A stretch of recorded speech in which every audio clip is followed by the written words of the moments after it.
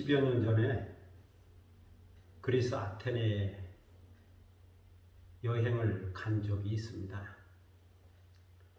아테네에서 파르테논 신전을 보고 사도 바울이 헬라 철학자들과 토론했다고 하는 아레오바고 바위 언덕에 올라가 보았습니다. 그리고 다음날 버스를 타고 남쪽 고린도로 갔습니다.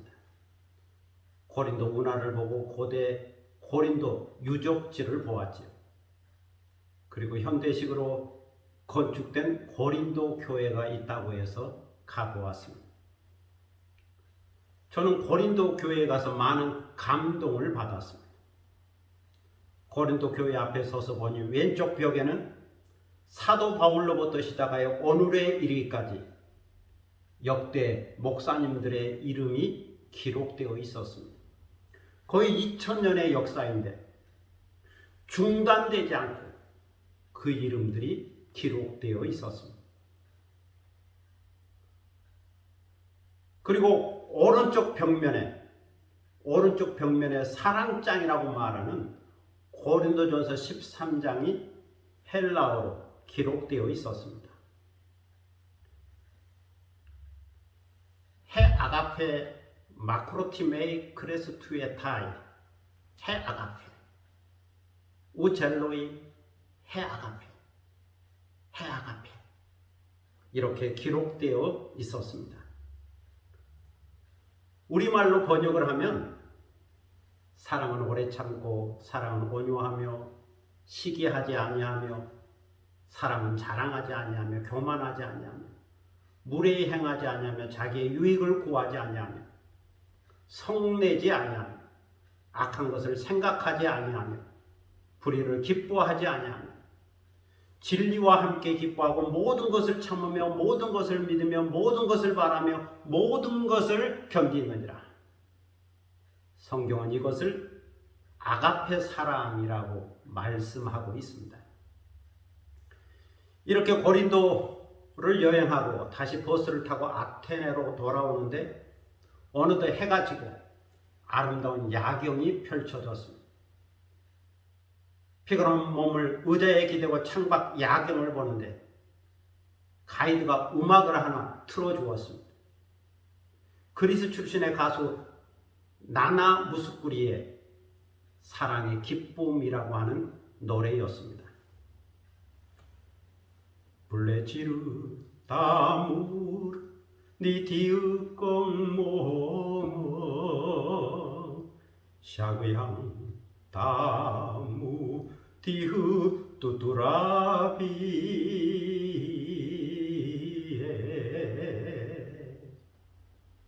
사랑은 기쁨이지만 사랑의 기쁨은 한순간이지만 사랑의 슬픔은 영원하죠 라는 노래입니다. 제목은 사랑의 기쁨인데 내용을 보면 기쁨보다는 사랑의 변화와 아픔과 눈물과 슬픔을 노래하고 있습니다. 사회심리학자이며 철학자인 에릭 프롬은 그에 져서 사랑의 기술이라는 책에서 이렇게 말합니다. 많은 사람들이 사랑을 사랑하는 것보다는 사랑받는 것을 더 중요하게 생각합니다. 그리고 사랑하는 것은 쉬운데 사랑하는 대상을 만나는 것이 어렵다고 생각합니다. 그리고 사랑을 의지보다는 즐거운 감정이라든가 좋은 느낌으로만 이해합니다. 그런데 사랑은 감정이 아니고 의지이며 사랑은 반드시 배우고 가르쳐야 하는 기술입니다. 이렇게 말합니다. 사랑은 기술이요 예술이기 때문에 국어, 영어, 수학을 공부하는 것처럼 사랑도 공부해야 한다는 거죠. 엄마가 방에 있는 상우에게 묻습니다. 상우야, 방에서 뭐 하니? 상우가 대답하죠. 엄마, 영어 공부해요. 또는 국어 공부해요. 또는 수학 공부해요. 이렇게 대답할 수 있죠. 이처럼 영어 공부하는 것처럼, 국어 공부하는 것처럼, 수학 공부하는 것처럼, 과학 공부하는 것처럼 사랑도 공부해야 하는 거예요. 사랑 공부해요. 사랑 공부할 수 있어야 합니다. 근대 이후 오늘의 일까지 사람들은 자유하지만 동시에 불확실한 상황으로 인하여 내적인 고독과 불안을 갖고 있습니다. 그래서 사람들은 이 고독과 불안을 극복하는 방법 중에 하나로 사랑을 선택했지. 그런데 그 사랑의 관계를 살펴보면 지배와 복종의 관계로 나타났습니다. 그러나 이런 사랑은 오래 갈 수 없는 가짜 사랑이죠. 가짜 사랑. 이런 가짜 사랑에는 세 가지 유형이 있습니다. 첫째는 숭배적인 사랑이다. 사랑하는 사람을 우상화해서 자기 자신의 모든 것을 버리고 그에게 복종하는 사랑입니다. 둘째는 감상적인 사랑입니다. 사랑에 대한 낭만과 환상이 너무 크기 때문에 현실에서의 사랑이 너무 시시하게 생각되는 사랑이죠. 사랑을 드라마나 소설 속의 환상처럼 생각하기 때문에 현실의 사랑에서는 그 어떠한 만족도 얻지 못하는 사랑입니다. 셋째는 투사적인 사랑입니다. 이것은 자신의 부족함을 상대방이 채워주기를 원하는 사랑입니다. 상대방이 알아서 내가 원하는 것을 다 해주기를 바라는 사랑입니다. 문제는 상대방이 이것을 다 채워줄 수 없기 때문에, 다 채워줄 수 없기 때문에 매번 갈등이 생기고 갈등이 일어난다는 것. 그리고 그 갈등의 원인을 상대방에게서 찾는다는 거죠.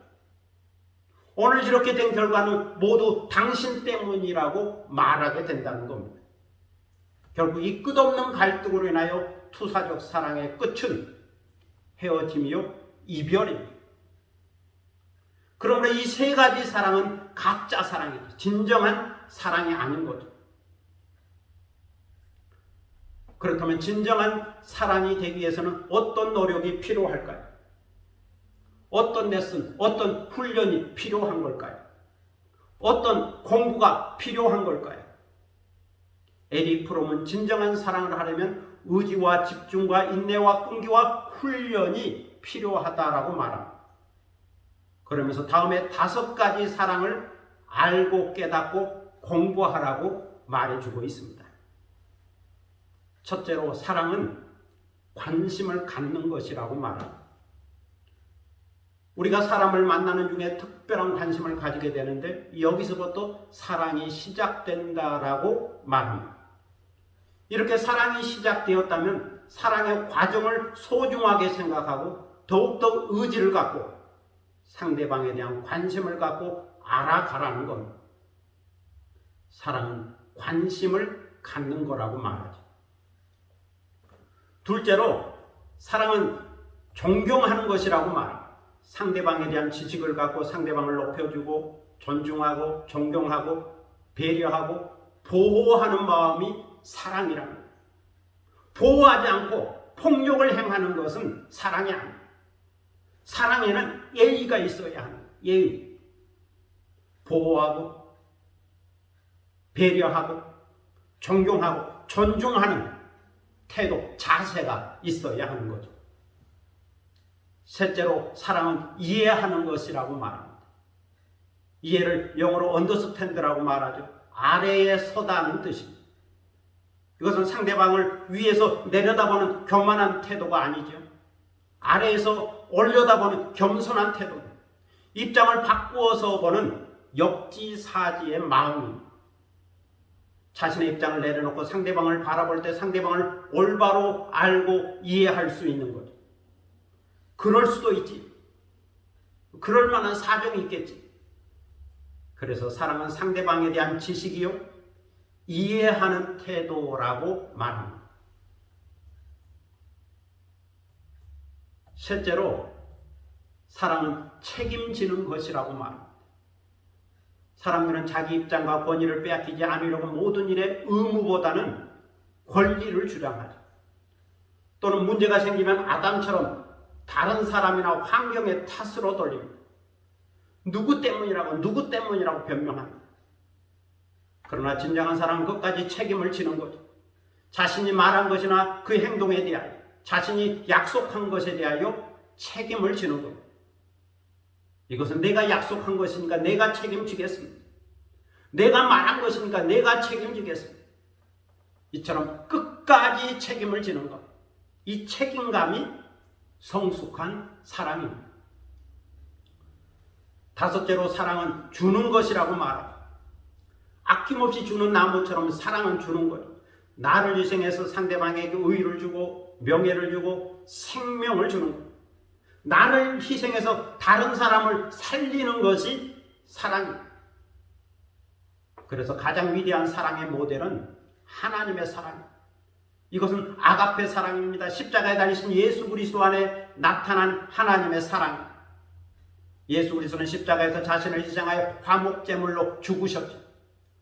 그 대신 그 십자가를 믿는 자에게 의를 주고 구원을 주고 생명을 주셨습니다. 하나님과 화목할 수 있는 길을 열어주셨죠. 그러므로 가장 위대하고 성숙한 사랑은 십자가에 나타나 있는 희생적인 사랑이라고 말할 수 있습니다. 아낌없이 주는 사랑이라고 말할 수 있죠. 월트 디즈니가 하루는 마당에서 즐겁게 노는 딸을 보고 있었습니다. 두 딸은 작은 목마를 타며 매우 즐거워했는데 다른 놀이기구가 없어서 50번이나 넘게 같은 목마를 타면서도 너무나 즐거워했습니다. 디즈니는 두 딸의 행복한 모습을 보는 것이 기뻤지만 한편으로는 안타까웠죠. 그래서 우리 딸과 같은 아이들이 정말로 신나고 재미있게 놀 수 있는 장소를 만들 수는 없을까? 이런 고민을 하게 되었고, 그 고민의 결과 20년 뒤에 로스앤젤레스의 디즈니랜드가 세워졌습니다. 디즈니랜드의 개관식에서 월트 디즈니는 기적과도 같은 이곳은 바로 딸을 향한 나의 사랑이 만든 결과물입니다 라고 소감을 밝혔습니다. 딸을 사랑했기 때문에 오늘의 디즈니랜드가 만들어지게 되었다 하는 거죠. 오늘 성경은 말씀합니다. 하나님은 사랑이십니다. 사랑의 하나님이 말씀합니다. 내가 너를 사랑한다. 이처럼 사랑한다. 현재 있는 모습 그대로 사랑한다.